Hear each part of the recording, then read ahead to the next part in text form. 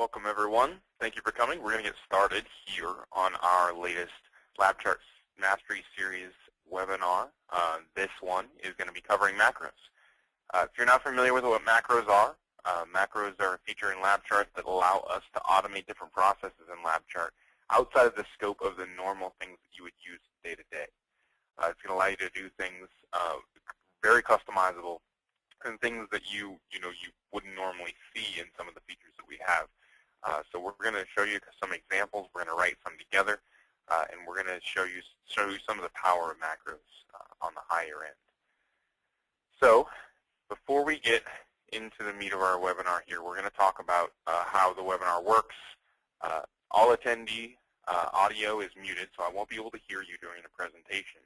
However, you do have access to me through the GoToWebinar toolbar. In the questions area, if you have a question, type your question in there, and at the end of the presentation, I will go back and answer all the questions you guys might have. Before we get started on the subject of today's webinar and talk about some of the things that we have going forward here in terms of other training options that you guys have. You'll notice here that our training calendar is vastly expanded. We're getting more and more of these training courses going forward. In the next 3 months, it looks like we have another. We've already had one in January, but it looks like we have another 6 coming up, including 2 in Dallas and 2 in Boston, 1 in Colorado Springs, and 1 in San Francisco. So if you're interested in these training courses, by all means, you should go to adinstruments.com/events. And what you're going to find in these LabChart training courses is essentially the same sort of subjects we're seeing today. Macros is definitely one of them. Except we're going to cover all of the features in LabChart as much as we can get in 2 days. We try and make these courses very specific to what you guys need to do, so the attendees will fill out some surveys and things beforehand, and we'll try and tailor everything that we do to specifically your needs.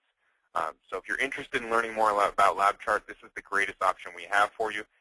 And as you can see, we have more and more people coming to these every time, so we're having to schedule more of these. So, seats are filling up, so I definitely encourage you, if you're interested in coming to one of these courses, contact your sales rep or just call us, and we can give you more information about what you're going to find in our on-site training courses. We also have some more webinars coming up. I just want to let you know about those. February 7th, we have multiple devices and device discovery. We have getting started with LabChart. That's going to be a very basic webinar. We're going to do things a little bit differently than what you might have seen in the past. We're going to go through things a little bit more quickly, but it's going to give us the ability to really touch on each of the different features that you might be interested in if you're sitting down with LabChart for the first time. So we're going to do that on February 19th. We're also going to cover some cardiovascular topics. We have PV Loop 2.0 that recently came out. If you didn't get to see that webinar, we have a recorded copy of it. You can contact us about it. We have PV Loop 2.0 and blood pressure that we're covering. And then we also have priming and operating your Radnati working heart system. So if any of you out there are working on a working heart system, we're going to be covering the way that we recommend filling and operating the different valves to get those things working in the right direction. So we're going to be covering that as well. The statement of intended use here, we just want to say this before going into what we're going to be talking about today. That is, AD Instruments products are intended for research and teaching applications only, and they are not intended to diagnose, treat, or monitor a human subject. Okay, that's what this statement of intended use is about. That being said, we do have the ability to connect our isolated front ends to humans, and they are rated safe for connection to human subjects based on the amplifier. So some of our amplifiers have the body protected symbol. Some of them have the CF or cardiac protected symbol, which means that they can be connected to humans, provided there is no direct electrical contact to the heart in the case of the body protected symbol, or even if there is direct electrical connection to the heart in the case of the cardiac protected symbol. So we do have the ability to connect our equipment to human subjects for research purposes, and we do have certifications for that as well. We also operate under a quality management system. We manufacture all of our products under a system with ISO 9001 2008, and that's based on the design, manufacture, and sale of recording instruments. So getting into the program of the webinar today, we're going to be going over some basic macro commands. The first thing we're going to do is we're going to open up a file that's fairly straightforward. We're going to begin writing a very simple macro where we just find some peaks. And we are going to, while we're doing that, go through the different commands that we have available for us. So there's a lot of commands, more commands than we really have time to fully explain here. But we'll do our best to explain what the commands and different options are in the macros area. And I encourage you to explore those if you're interested in writing more macros. We'll also talk about an intermediate example.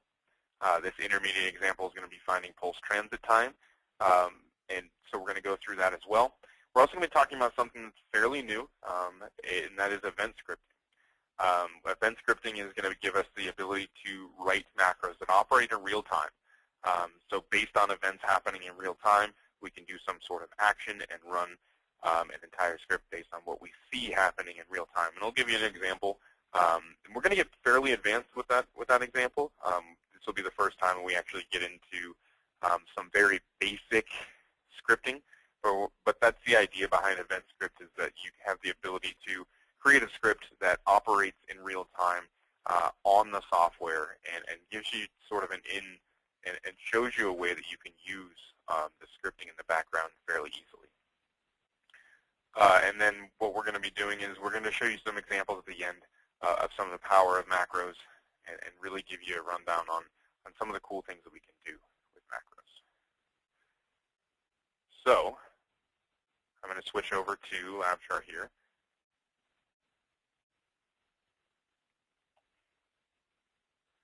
And you guys should be able to see LabChart pop up here in just a second. So what we're going to be doing now is we're going to be writing a very simple macro, and that macro is simply going to go through, I'm going to make a selection here, and we're going to go through this selection and simply mark each of the peaks in this channel with a comment. It's a very simple macro, but and it's an example of one of the things that people use macros for a lot. But in the meantime, while I'm doing this, I am going to be showing you some of the other options that macros provide us.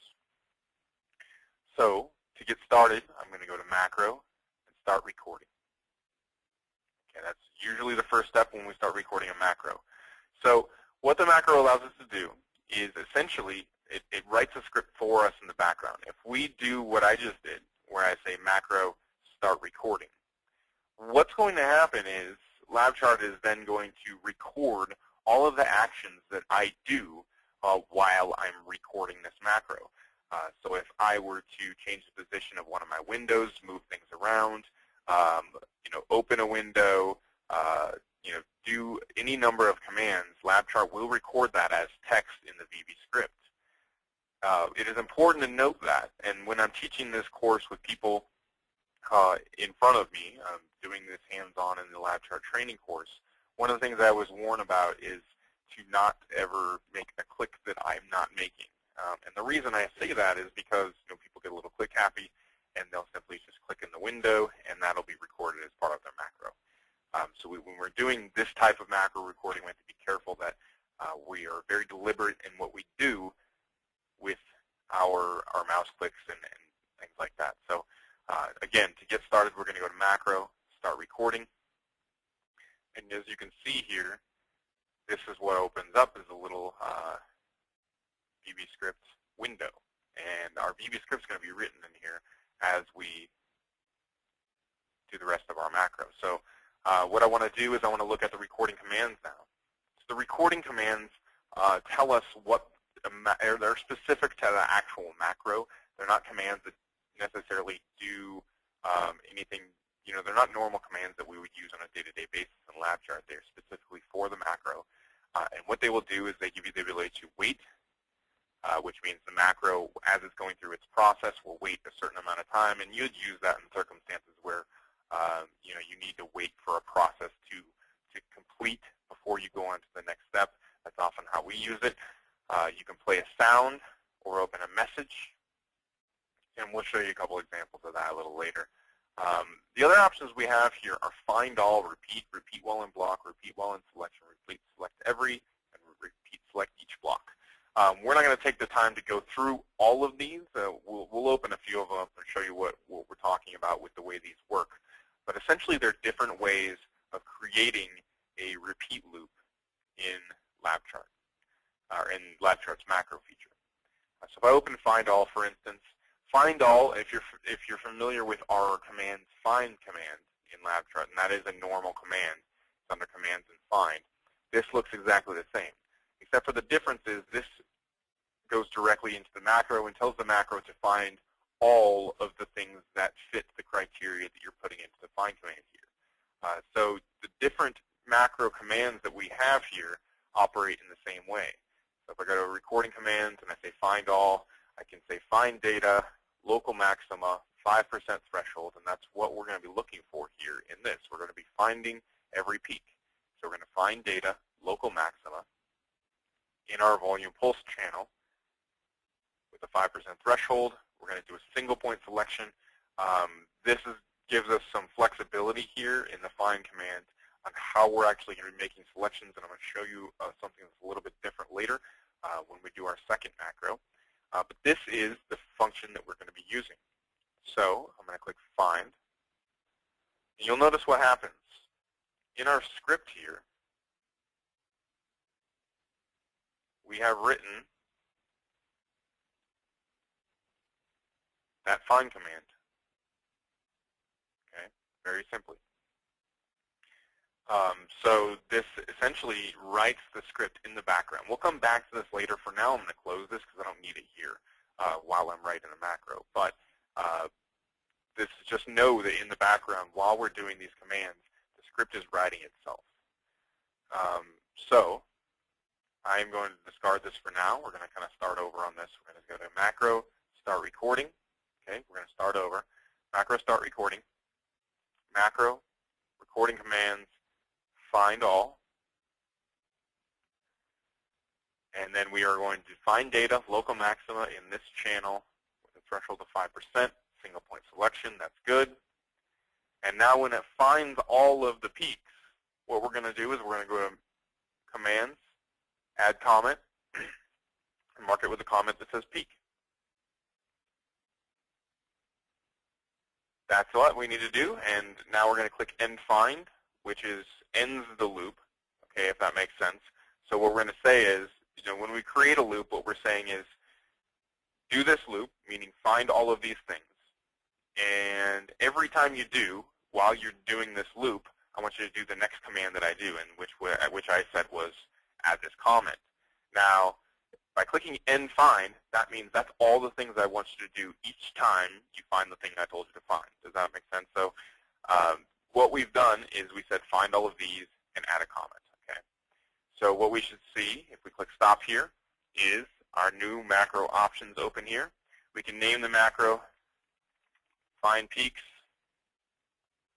We can add a shortcut key to it if we want to. Okay. We can show it in a menu. So one of those menus is the macro menu, but you can put this in any menu you have available. So if you have the file, you want to put it in the file menu. If you write a macro that has to do with blood pressure, and you have the blood pressure module, you can put it in the blood pressure menu. Okay, so you can put it anywhere you want to. I typically leave them in the macro menu because it makes sense there. That's where your macros are located, but you can put them anywhere you want to. And you can also show them in the toolbar. If I click OK, you'll see that my macro is now here, Find Peaks. Okay, it's located in the toolbar. And this is the macro that was written. Okay. Closing this, we're going to talk about some of these other macro before actually, let's just run the macro first, and then I'll show you some of the other recording commands. We're going to go to macro, find peaks, very simply, find all. Okay, so all of my peaks were found and marked throughout the entire file. Okay. So the other options we have here under macro recording commands, we have repeat. Repeat will repeat something a number of times that you specify. So let's start recording and then just kind of look at all these. So repeat something a specific number of times. If we go to repeat while in block, what that's going to do is simply it's a basic command, but what it says is recording commands, repeat while in block. What it's going to do is repeat all of the steps that you give it while that cursor of yours is still in your current block of data. So while your cursor is moving along doing the things you told it to do, until it hits the end, it's going to continue to repeat the same sequence that you give it. Repeat while in selection means that you would select something before you run your macro, and then it would repeat while it's still in the selection that you've given it. The other options here are repeat select every. This is going to look a lot like our multiple add to data pad. Okay, so it gives you the option to repeat selections of time, comments, or event markers, and then do a certain number of commands after it finds those things that you're looking for. And then finally, we also have repeat select each block. That's going to repeat a certain set of commands that you give it on each block. Okay.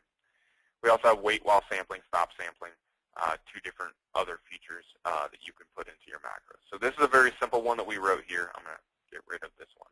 But that's a very simple one we wrote here called find peaks. Very simple. Now, what we're going to do, I'm going to delete all of my comments because I don't want these anymore. And we're going to create an intermediate one. Before we do that, we're going to go into the macro menu. We're going to go to manage. And I'm going to show you where these macros are located. So your macro is here, obviously. You can also find it in the toolbar if you so choose. You can also go to manage, which gives you some more options for different macros. So one of the things that we can do here is we can actually open up our macro and edit it if we need to. And this is fairly important. And this is one of the first things that I teach people in the course when we've written a macro, because if I have 12 people in the course, usually somebody will miss a step or something when we're trying to teach a macro. And we'll take that opportunity to go into their text and actually find the error and change it automatically. So if you can go in here, one of the first steps, if you're going to start getting into writing macros, one of the first steps I urge is just to look at it every now and then. Because a very simple macro, you can sort of tell what's going on. Even if you have no idea what these scripting language stuff, what this means, you can sort of tell what's going on. For instance, we have these comments that says move the insertion points to the end of the file. It says do while, and then this is your find command, begin find. And if you remember all of the different options that you chose, your channel index tells you which channel you're in. Your find data noise threshold tells you what that noise threshold was. You found a local maxima. So all of these things are sort of listed here. You can very easily, if you just look at it a little bit, you can tell that this is the noise threshold. If you need to change that, you can. You can go in here and modify that. So if you have a simple macro, it's fairly straightforward to go in and just sort of look at it. Other options we have here in the Manage menu, and again, we got there from going to Macro and Manage. It's where we find all the macros that are in our file. We also have example macros. Okay, these macros are built into LabChart that give you the ability to see some other options, some other things that we've put in there that give you some ideas about what you can do with macros. Macros are, I would say, they're clearly the most powerful feature when you think about the sheer number of things you can do with macros. Because VBScript and the script that we're writing is a Windows native language, you can do things like control other softwares. You can do a huge number of things just because of that part of the feature. So we give you some examples of how you can find, how you can do certain things. You can go in and you can click edit. Edit the macro does the same thing I did before where I opened it up. You can click new, and we'll do this later.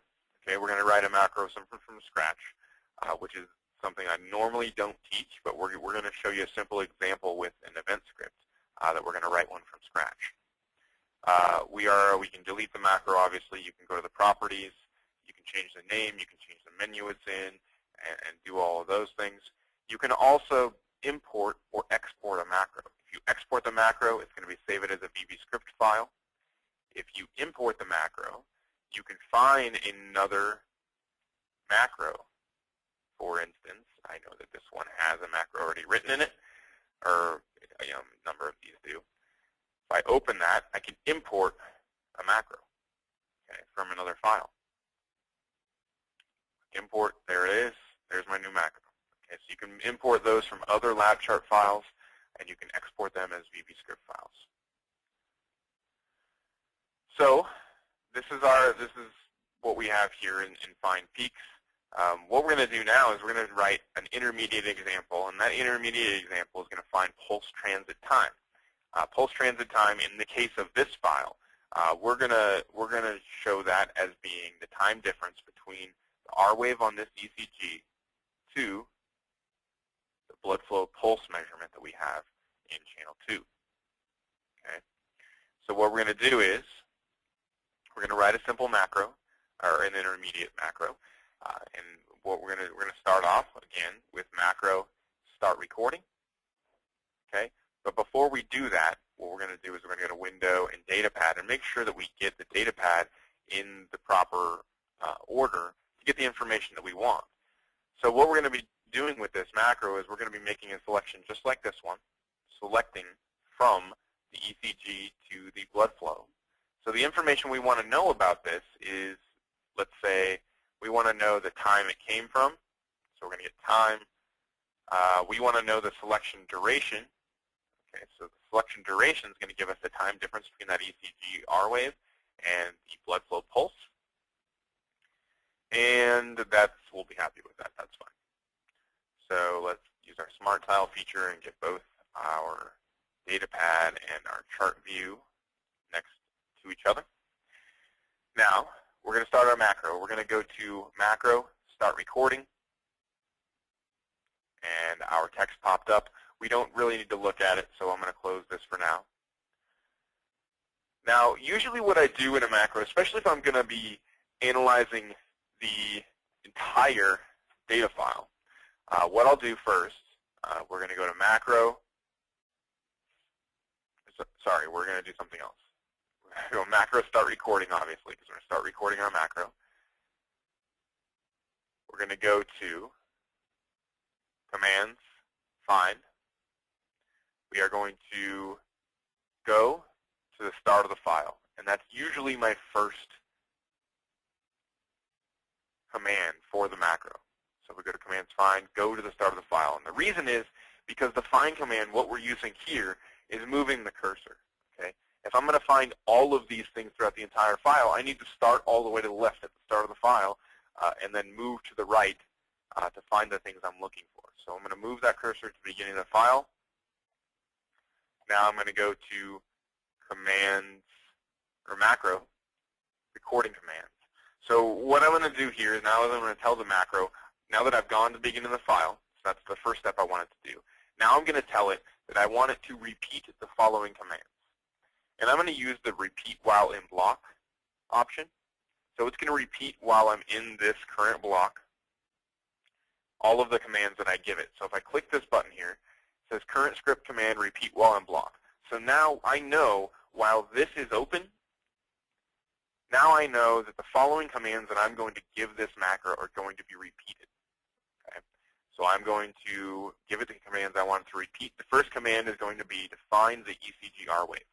I'm going to go to Commands, Find. I'm going to find data, local maxima in the ECG channel. I'm going to go to a threshold of 10%, and I'm going to do a single point selection. If I click Find here, it should do the command that I want it to do. There. Now I'm going to go to now what I'm going to do is I'm going to find the peak in my blood flow channel. So I'm going to go to Commands, Find data, local maxima in the blood flow channel, and I want to select all channels. So what we're going to do with this now is it's going to move to the right. You can see here it's going to move to the right. It's going to find the peak in the blood flow channel, and it's going to, instead of making a single point selection, it's going to select to the previous point. And so what that means is from the point that it's at, the previous point, to the new point, it's going to make a selection. Okay, so that's the idea, is we're making a selection to the previous point. We'll click Find, it made our selection.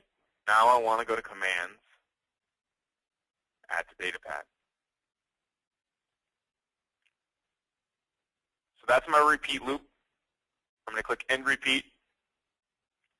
And I can stop recording a number of ways. I can open my script back up. My script is down here. I can click Stop here. Or I can go to Macro, Stop Recording. Name this PTT for Pulse Transit Time. Click OK. And we should have a functional macro. So what we're going to do now is we're going to go to Macro, run our PTT macro. And it should go through and find the time difference between the R wave and the blood flow pulse. And that is right. I've done this 100 times. So everything worked out great.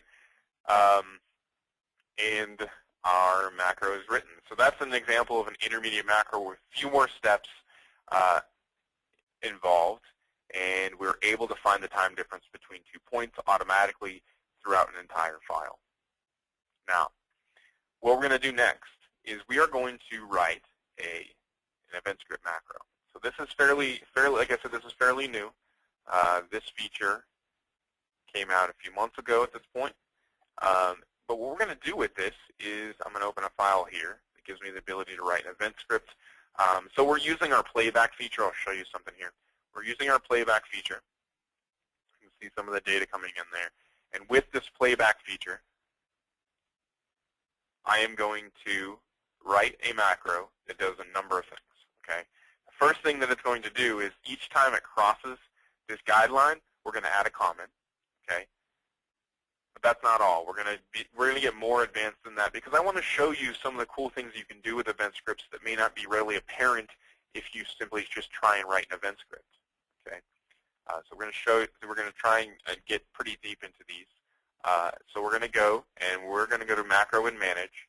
Right now we don't have any macros in this. What we're going to do with event scripts is we're going to write these from scratch. We're going to go to New. And instead of a simple macro, we're going to click on Event Script. And we're going to write an event script from scratch. We're going to name it. Marking and Analysis. Because we're going to do both in this macro. So here's my macro. If I click OK, this is what opens. Okay, so you'll notice that what we get is a blank macro or blank script writing area that basically tells us the script will wait for lab chart events to occur, calling any event handlers you have implemented in this script, drag handlers for lab chart events you're interested in. Okay. So what that means is it's going to open up and it's going to show us these events. Now, before I put an event in here, I want to mention this little area on the right in the script writing area. What we have here first is all the event commands. These are the events that LabChart can find in real time. So events, find event data arrived. And if you're not familiar with what events are things created by, say, cyclic measurements can find events. And many of our modules can find events. So when those events occur or are marked, LabChart figures that out and sees that that happened and does something based on the timing of that happening. We can also wait for a digital input to change. We can wait on an external trigger or stimulus. When a comment is added, we can do something. When certain keys are pressed, we can do something. So there's a lot of options here. Other things we can look at here are the different functions in LabChart. So if you're attempting to write a macro from scratch, this is a great thing to look through. By no means is this comprehensive in all the things you can do in LabChart, but if you want to figure out how you can write a macro to do something, it's pretty straightforward to look through these commands. And you can see that if I click on the sampling one, I can say sampling record. And on most of these commands, if you click on them, you can see a little description of what that command does and what the command is. And if you just click and drag that command into the macro, that's what goes in. Okay, and we don't want to do that, so delete that. But if you just drag that command in, that's a very simple way to get into the basics of writing scripts in LabChart. Is you can find these commands, you can drag that in there, and the command is there. So you don't necessarily have to record it in the classic fashion that we did. Without getting too far off what we're doing here in the event script, now I'm going to write my macro. So what I want it to do is on guideline crossed, I want it to do something. Each time that this data here in channel 2 crosses the guideline, I want it to do something. So we're going to do a very simple version of this first. We're going to do on guideline crossed, and we're going to look in the pulse rate channel. And once we've done that, you'll see that some different commands came up here. And you can see that there is a comment here that says add your commands here, which is what I'm going to do. Now, so you can see here that what we did was on guideline crossed. We drug that in. We have the different things that come up here, and we have the little prompter that tells us we need to put our commands in there. And what I'm going to do, my command is going to be to add a comment. Okay, so we're going to go to comments. We're going to do comment at end. You can see that command is in there now, and now my comment is going to be crossed. Okay, so there's my macro. That's pretty easy. We're going to get more complicated with it, but we need to show you how this one works first. So I'm going to close this. My macro should still be in there. There it is, marking and analysis. We're going to run the macro and hit start. And each time we cross guideline, we have our comment. Okay, you can see something happened here, though, that we put the comment in channel 1, which isn't a terribly big deal, but we can fix that. So what we're going to do now is we're going to go back to manage. Actually, first what we need to do is stop the macro. So we're going to stop that macro. We're going to go to macro and manage, open this thing back up, and we're going to make some changes. You can see here that this is the channel number first. Okay. So what I need to do is I need to, just so you know, when you're writing macros, the channel indexes are the channel number -1. So this is saying I want to add a comment to channel 1 with the word crossed. But what I'm going to do is change that to channel 2 or channel index 1. Just so you know, if you're trying to call a channel in a macro, the index is 1 less than the channel number, so you know. Okay. So the other thing that I want to do here is now, this is great. We've added our comments each time we cross the guideline, but I want to do something a little bit more advanced with you guys. So what you'll notice is in our subroutine here in the guideline crossed area, we have some different functions that are given to us, or variables that are given to us by that subroutine or by this function that we added to the macro. And one of those things is rising. So what that means is for our guideline crossing, we have something that tells us if we're crossing in a positive direction or is rising across the guideline. So what we're going to do is we're going to add a very simple scripting technique. Now, I need to preface this by saying, in many cases, we're not going to help you out. We're not going to be able to help you out that much with scripting, but we know some simple things we can help you out with. So what we're going to do is we're going to say if is rising,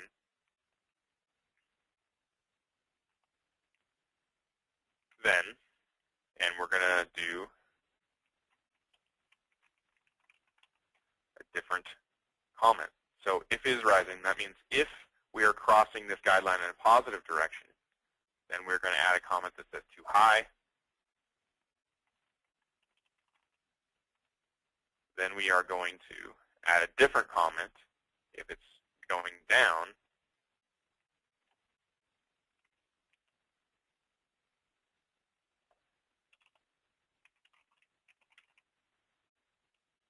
That is just right. And there is a simple routine that gives us the ability to separate the difference between rising above this guideline and going below this guideline. So now if I run my macro and click Start, you should see a difference between rising and falling. There's too high, there's just right. There's too high. There's just right. Maybe a second. All right. So that's cool. So we separated that. Now what I want to do is something a little bit more advanced even. And we're going to show you one more thing in this macro. So what I've done, we're going to stop this macro. What I've done here is I'm going to go to the datapad and make sure that datapad's set up properly so that I can, there we go, perfect. Datapad set up right. What I'm going to do is show you how, we have a lot of different ways you can analyze your data in real time. But what we're going to do is, sometimes when people are recording data, they don't necessarily like the way, say, timed at the datapad makes a selection while you're recording it, and turns things black, gets in the way. So what we're going to do is we are going to run a routine that will automatically analyze our data, and it will automatically analyze our data after we're done recording. Okay. So what we're going to do is we're going to add a couple things in here. So the first thing I wanted to do is I wanted to do a multiple add to datapad. It's going to analyze our entire file when it's done recording, and then we are going to open the datapad and then show it. Okay, so we're going to do a few things here. And so one of the easy ways to do this, okay, while you're writing a macro, and you can see that we're writing this macro sort of just writing it out. One of the easy ways to add a command, you can add a command by going into the functions, dragging it in, right? But the other thing you can do is you can click this record button and then just simply give it the command you want it to give it. So I'm going to go to commands, multiple at the datapad. I'm going to add all of the data through the whole file to the datapad. Click OK. There's our multiple at the datapad. And then I'm going to open the datapad, window, datapad. And then I am going to go to Smart Tile. We'll click Smart Tile. Okay. So we're going to stop recording. So remember, I was recording all that. You could see it was writing those different features. Now, I have those commands, but what I'm going to do with those commands is I'm going to copy them and move them outside of my, so this routine here is my routine for on-guideline crossed. What I'm going to do is put this on its own. I just copied it. I'm going to put this on its own. And I'm going to put it on its own when sampling stops. So when we're done recording, we are going to do those commands that I just created. Okay. Oh, I messed that up. That's okay. I work on a Mac normally, so I did Apple. That didn't work. All right, so I did Apple copy. So we're going to do that again. We're going to record. We're going to do our commands, multiple at the datapad. Click OK. We're going to window, open the datapad, and then we're going to go click on Smart Tile. Stop recording. Okay. So that should work. When we're done recording, we're going to do those steps. Okay. So we're going to run our macro again. We're going to click Start. It's going to mark everything, and this should stop recording here in just a second. And this data file isn't terribly long. So it should stop on its own here in just a minute, and it should do those steps that we gave it. Run our multiple at the datapad, analyze everything, open up the datapad, and now we have all of our data here. Okay. So pretty cool option there to go through and analyze all of your data automatically after you stop recording and give it automatic marking. We've put the comments here from all the different parts. I'm going to close the macro so you guys can see this. And open up the datapad a little bit further. We have our time, we have our mean heart rate, and we have our comment. Okay, a very easy way to automatically go through and analyze your data at the end. Okay, so hopefully you guys got a pretty good handle on that. But the idea behind event scripting here, if we go just take a look at this again, event scripting gives us the ability to find something we want to monitor, whether it be when recording stops or on guideline crossed, and then do some steps there in between. Okay, so hopefully you guys got a good rundown on that event scripting and how it works. We find that feature to be really cool. It kind of opens up a lot of the things that we can do in real time. It gives us a lot of flexibility. Okay, so that's event scripting. And what I'm going to do for the rest of the presentation here is just go through some of the other things that we have as examples, okay? Show you some of the other things you can do, some of the power of macros. So here is a simple, what we call a pharmacology macro. Now I don't have, we'll do something else here. I don't have a Power Lab connected, so what I need to do is get it to, well, it won't work that way. That's okay. So we're going to do something else because I don't have a Power Lab connected, so that's why that one didn't work. We're going to do sleep scoring file with macro. This is a very simple one that's going to go through. It's based on some arithmetic calculations. It's just going to go through and mark all of these things as awake, non-REM sleep, or REM sleep. Very simply, it's just going to go through each of these channels, the W, NREM, and REM channel, and mark everything accordingly. Okay, so we're going to go to macro scoring. It's just going to go through, mark everything. You can see it's marking it with awake, no score, NREM, or REM sleep. Okay, so it's going to go through the whole entire file and do it that way. Okay, very simple way to automate your analysis. Okay, some of the other things we have for analysis are, one more example here is maybe something with messages. Okay, so let's do something with messages. So what do I mean by messages? Let's run our first macro. So select baseline noise. What I'm going to do is select some baseline here. It's going to wait 10 seconds, and then it's going to give me another option, or it's going to give me another command what the next step is. Okay, so there's some baseline data. Now it says calculating noise level. There's our noise level. Finding our threshold. There is our threshold. Select data to be analyzed. It's going to take 10 seconds to do that. So in showing you this, you can do something like give users instructions on how to do the analysis. So now I'm going through. I've selected and created all my comments, and now I have another feature that allows me to analyze where those comments are, or analyze something based on those comments.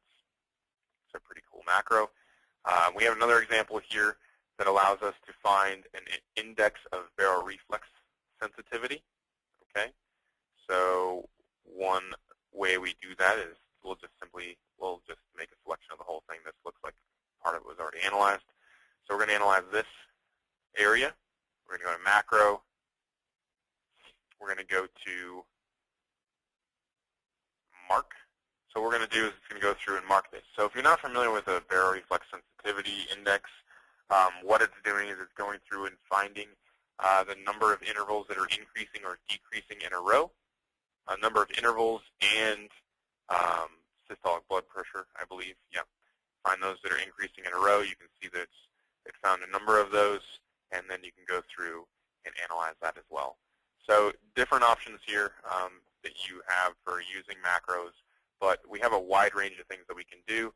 And another, we don't have Outlook available on this computer, but what I want to show you here with this one is a macro that actually can control Outlook.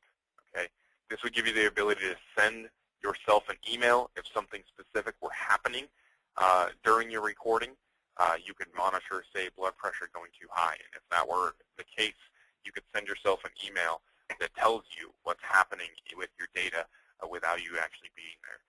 So really cool. You can control other different pieces of software like that as well. So that's really what we wanted to show you today. Some different options and different features in macros, some different things you can do, and some of the new things you can do. So at this point, that's what we really wanted to get through and show you guys. So if you have any questions, please use the questions bar in the GoToWebinar toolbar. And what I'm going to do is answer your questions. There's a number of them here already. So, so are there limitations to the speed of the computer for running event script macros? I'm probably not entirely qualified to answer that question, but I imagine there will be some. The speed at which your computer runs is going to be the speed at which you can run that script. Now, those scripting, things that we're offering in LabChart are not incredibly, intensive unless you're creating a, huge macro. I wouldn't anticipate that if you having a, a relatively slow computer, if it can run LabChart, I imagine that, the event scripts that we're running are going to be just fine. So that's something to keep in. It's something to, keep in mind, but I wouldn't imagine you're going to have too many problems with it.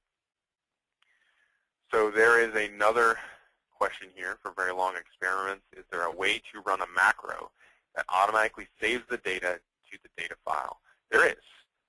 So what you can do is, let's just open a brand new file, and I'll just go to macro, manage.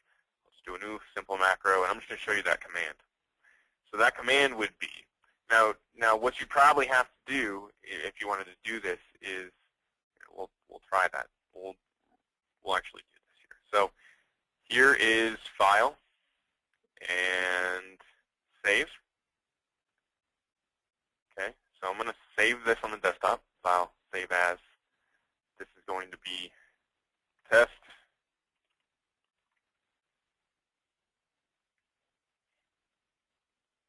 While we're recording, save. Okay, so that does work. So what you have to do, if I stop that, we can even look at it to make sure it worked. There's my test. And there it is. Okay, so that works. So based on something that's happening or a given amount of time, you can use the wait command to use it. So depending on what you want to do with it, there is that save option in there. Somebody asked about the differences with Mac. There are significant differences with Mac. You can write macros on Mac. What I do need to mention, though, is that a lot of the options for editing that script at this point, coming in here and editing this script, are not available on the Mac at the moment. So you can still do some of the macros where you start recording and then you do a bunch of commands that the macro can follow that you're doing. But the difference is at this point you can't go in and edit those macros. The next question we have here is it possible to use a macro to create a change in sound frequency proportional to voltage level? I'm imagining what you're saying is that based on what you're seeing in a channel, can you change the sound frequency? That might be something we have to talk about separately. I imagine that you could do that. Now, there could be two things you're talking about here. I don't know if you're talking about a sound that you're actually creating, that you're playing to someone.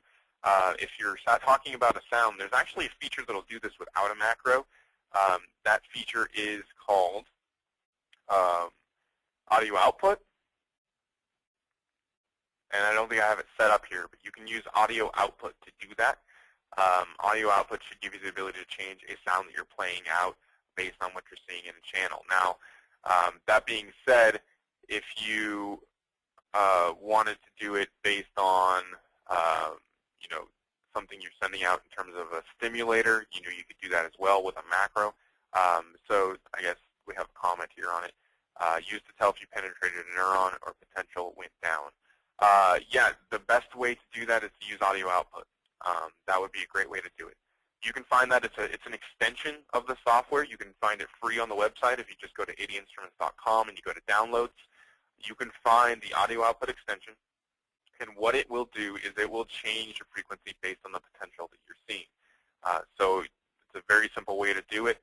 And that is, again, based on what the channel of interest is doing, it'll play a different sound. So you can definitely do that, but it's easier to do it with audio output than it is with a macro. So the next question we have here, is there a webinar about simple and event scripts for PV loops? Not specifically, but if you have questions about writing macros involving PV loops, you can definitely just ask us, and we can show you get you started, head in the right direction anyway. You can look through the commands here, and you can see the options that are available if you're interested in looking at that. You can see throughout the document we don't really have for the modules options there. So unfortunately, for the modules and analysis, you're not going to see too many options for doing things in macros, but it depends on what you want to do. It's a hard question to ask. So I would recommend you call us, either myself, I'm Brandon Boucher, or David Ream. He is our technical support engineer in-house, and we can help you out with any questions you have without being more specific regarding the event scripts for PV loops. So the next question is, will this webinar be available afterwards? Yes, it will be available afterwards.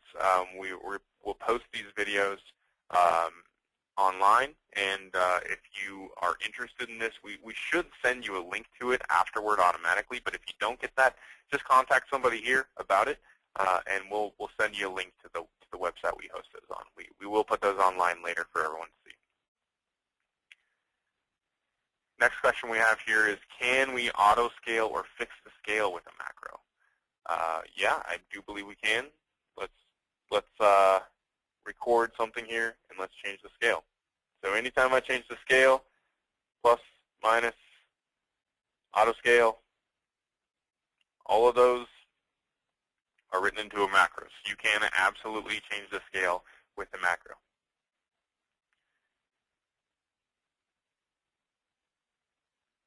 Next question here is, I would like to create a macro that takes data from Excel or access of environmental oxygen levels during a period of time, and then use these values to set points that PowerLab would use to control external devices that maintains oxygen levels within these set points.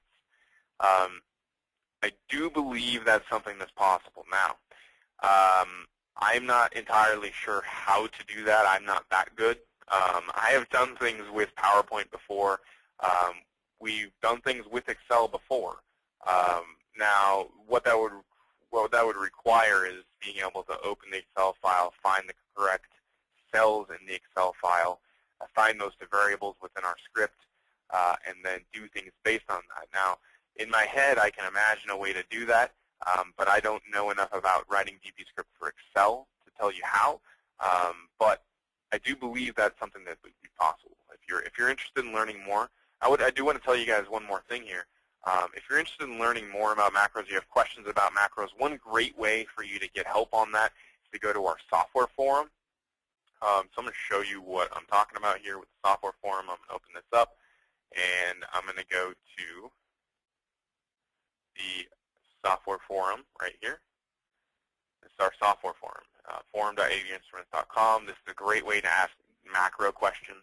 I will answer some of these, so will David here in the U.S., but people all over the world answer these questions, including our developers and programmers. So this is a great way to get answers to your specific macro questions. Of course, you can always just ask me or David, but in the case like this with Excel, where things might be a little bit over my head as far as the macros are concerned, this is another way for you to get information about that. Now, like I said, I believe you could do something like that with Excel, but I wouldn't know off the top of my head exactly how it can be done.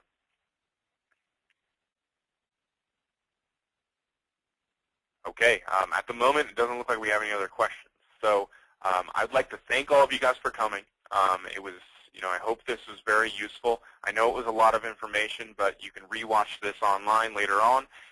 So if you want to, again, lots of ways you can get more information on macros. I hope that you guys, give this a shot. You can really do a lot of things with macros, and we're really proud of what we were able to do here. So thank you again for coming, and we will see you again next time.